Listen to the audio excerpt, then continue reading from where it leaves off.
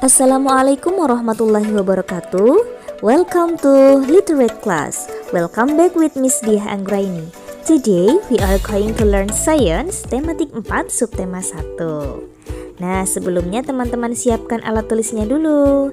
Yang pertama ada buku modul tematik 5D, pena, dan buku tulis. Sebelum masuk ke materi inti, Miss akan adakan ice breaking dulu.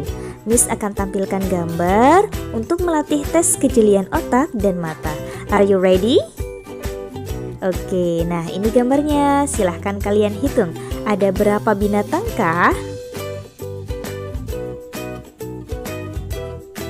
Yuk, siapa yang menjawab 5? Tunjuk tangan.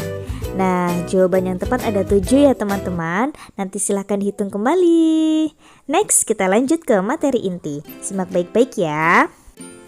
Baik teman-teman, hari ini kita akan belajar tentang sistem peredaran darah manusia. Yang pertama, kita akan belajar tentang apa itu sistem peredaran darah. Selanjutnya, organ peredaran darah.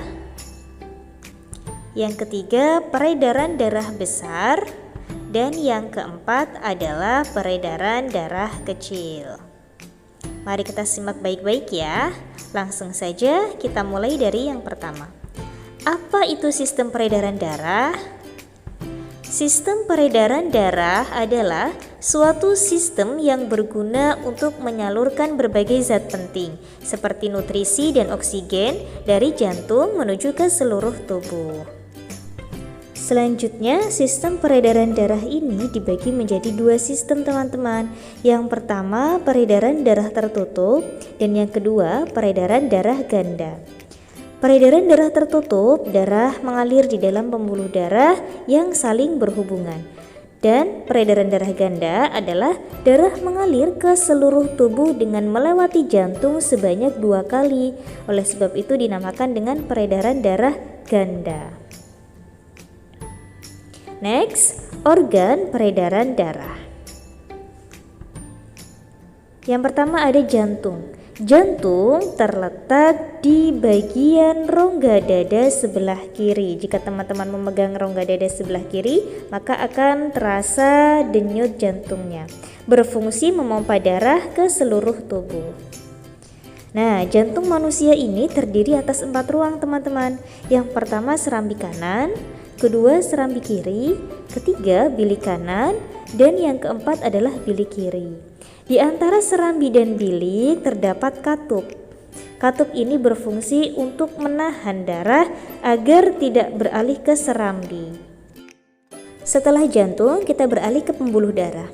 Pembuluh darah merupakan saluran tempat mengalirnya darah dari jantung ke seluruh tubuh dan dari seluruh tubuh kembali ke jantung. Pembuluh darah ada 2, yang pertama pembuluh nadi atau arteri, yang kedua adalah pembuluh balik atau vena. Pembuluh nadi merupakan pembuluh yang mengalirkan darah dari jantung ke seluruh tubuh, sedangkan pembuluh balik adalah pembuluh yang mengalirkan darah dari seluruh tubuh menuju jantung. Jadi jangan terbalik ya teman-teman, diingat. Nah, kemudian Miss akan menjelaskan perbedaan antara pembuluh nadi dengan pembuluh balik. Yang pertama, aliran darah keluar dari jantung. Untuk pembuluh balik, aliran darah menuju ke jantung.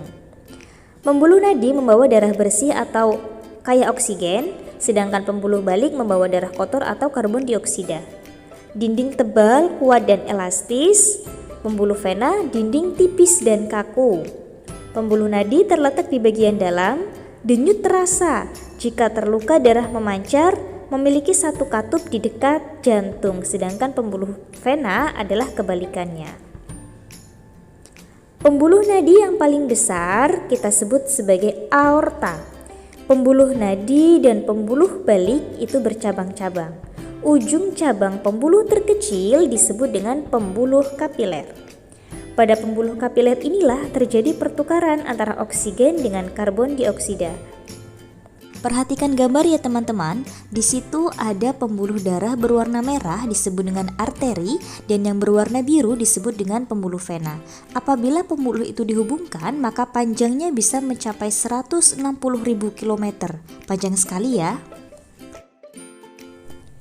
Lanjut ke fungsi organ-organ peredaran darah. Pertama, serambi kanan berfungsi menerima darah kotor. Darah ini kaya akan karbon dioksida dari seluruh tubuh.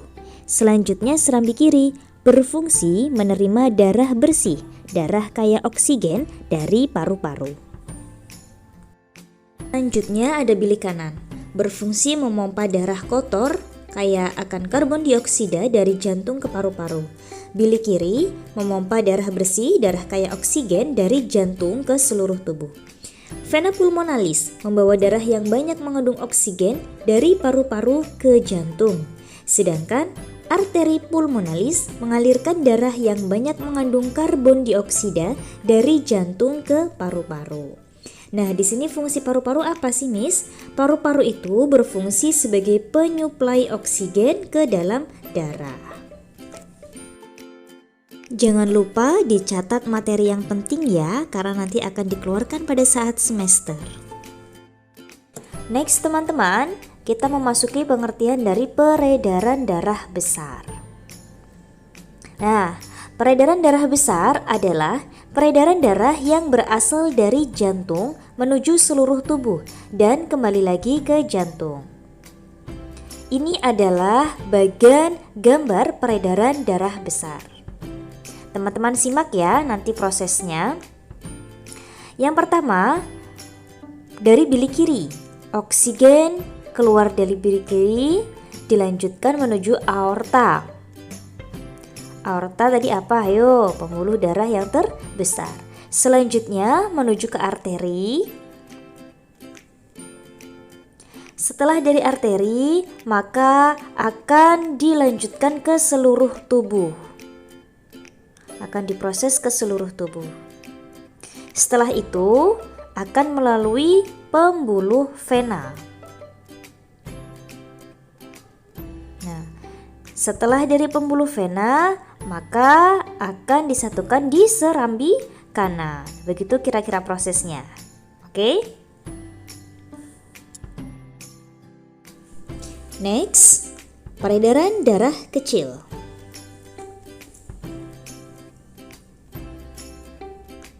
Peredaran darah kecil adalah peredaran darah yang berasal dari jantung menuju paru-paru dan kembali lagi ke jantung. Di sini Miss akan menjelaskan tentang proses peredaran darah kecil. Oke, pertama dimulai dari bilik kanan, mengandung karbon dioksida. Dari bilik kanan menuju ke arteri pulmonalis. Kemudian diteruskan menuju ke paru-paru. Di paru-paru akan menghasilkan oksigen.